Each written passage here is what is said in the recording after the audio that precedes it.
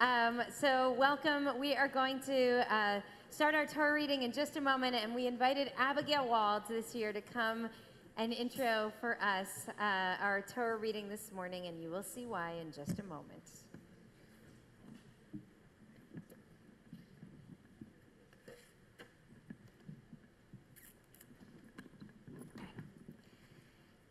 The Akedah, the binding of Isaac, and perhaps also the bind of Abraham. It's a story that gripped me as a child. It may even have been the Torah portion the week of my bat mitzvah. How could God ask such a thing of Abraham? To walk up a mountain with his beloved son and be ready to hold a knife to him at God's request. What kind of God would do this? What kind of parent? And how did Isaac feel as he wondered aloud, Dad, where's the ram? And then Abraham's answer, God will provide it. I could imagine the sticks breaking under their feet as they ascended the mountain, the heavy quiet, the prayers that I imagine were pouring from Abraham on the inside. Years later, I would not have to imagine quite so hard. My husband and I met when we were 35. Okay, he was 34, but that's not really the point. In our first year of marriage, we were blessed with a pregnancy. 5 months in, we were at a routine ultrasound chatting away when the room grew silent. The tech stuttered and left the room. Many others walked in. We learned that day our baby was very special. He had a severe congenital heart defect called tetralogy of Fallot. We had no idea what those words meant, but we knew they had just changed our life. Will the baby be okay, we asked?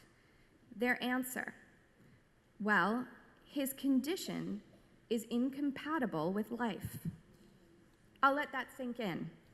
The life we were bringing into this world had a condition that was incompatible with life. The baby's best and only hope is open heart surgery at birth, and then we'll know more. We were also given the option to end the pregnancy. I asked the tech to slide the wand over to the baby. I blurred out everyone else and put them on mute in my brain. I looked at the baby and said, tell me what to do.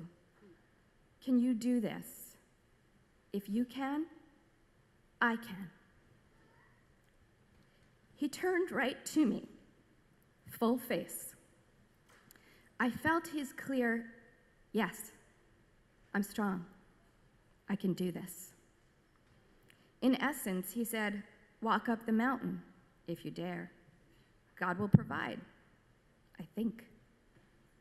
We chose then to find out that he was a boy, as I felt a deep need to name him right then. We chose his name based on the meaning, Ezekiel. God will strengthen. I carried him to term despite bleeding episodes and an early labor that thankfully stalled. And then right after birth, at the age of 6 days, we literally asked someone to hold a knife to him. And again, to open his chest and reconstruct him. And again at 6 months old. And again at 9 years old. Each time, literally handing him over for a knife to fall upon him. Holding faith that this was asked of us and all we could do was answer the call. So this begs the question, would we have chosen the bravery of faith even if we hadn't been forced to? I used to think not. But here's the amazing thing. Each one of you already does this every day. Because I have news for you. All life is incompatible with life. We all love people who won't be here one day. We marry, start businesses, have children, all without guarantees. In fact, the only guarantee we do have is that someday it will end. And yet we go forward, up the mountain, with the faith that somehow it will all work out. This is not sad. It is the most beautiful thing I know.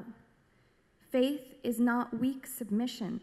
It is the defiance of hope and the bravery of love.